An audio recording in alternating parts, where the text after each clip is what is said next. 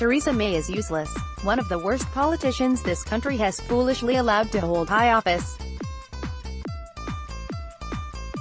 She has made an utter mess of Brexit and leads the weakest government ever. That is the tone of much commentary today. And it is not surprising that people are so negative about her, really, given the rise in anti-politics sentiment in recent decades. It seems obvious, after 2016, the year of the revolt against politics as usual in Britain and America, that politicians are more hated, distrusted and despised than ever before. And that this trend has been turbocharged by the rise of social media. The more sensitive commentators have, as a result, clutched their pearls and feared for the fate of democracy itself. But here is a question. When do you think that the British people were most dissatisfied with the way the government is running the country since the war? It was not this year.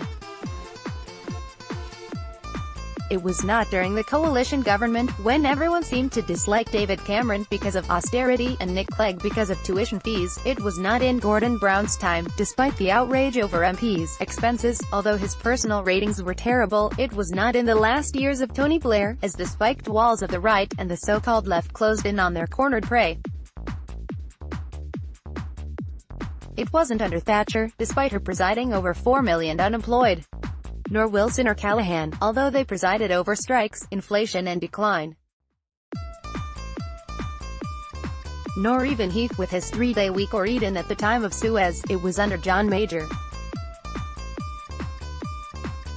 His government, after the pound crashed out of the European exchange rate mechanism in 1992, was consistently the most unpopular there has ever been. In December 1994, 86% of voters said they were dissatisfied with it and only 8% said they were satisfied. John Major's government was consistently the most unpopular there has ever been. EPA. This puts Theresa May's current unpopularity in perspective. Last month Ipsos Mori found 63% said they were dissatisfied with her government, 30% were satisfied. It seems we have all forgotten in what low esteem we once held Sir John, last seen at the royal wedding, the much-loved hammer of hard Brexit, conscience of the Conservative Party and heroic loser who took the biggest pasting in post-war electoral history. I came across this fact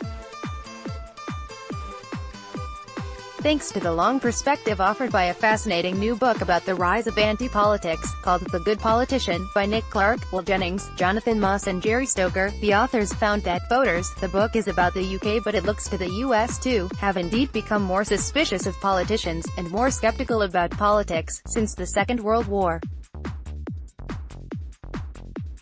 But the process has been gradual and erratic. In Britain there was a bump up under Major and a bump down under Blair, and the nature of hostility to formal politics has changed over time. People have always had negative attitudes to politicians, Clark and his colleagues concluded. They have long been considered self-seeking, untrustworthy and strangers to truth.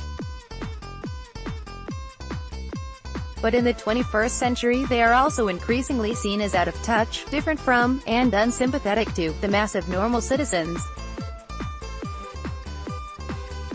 Partly, the authors argue, this is a reaction to the increasing professionalization of politics, but partly it marks a change in expectations of the good politician, as one who is not only for the people but of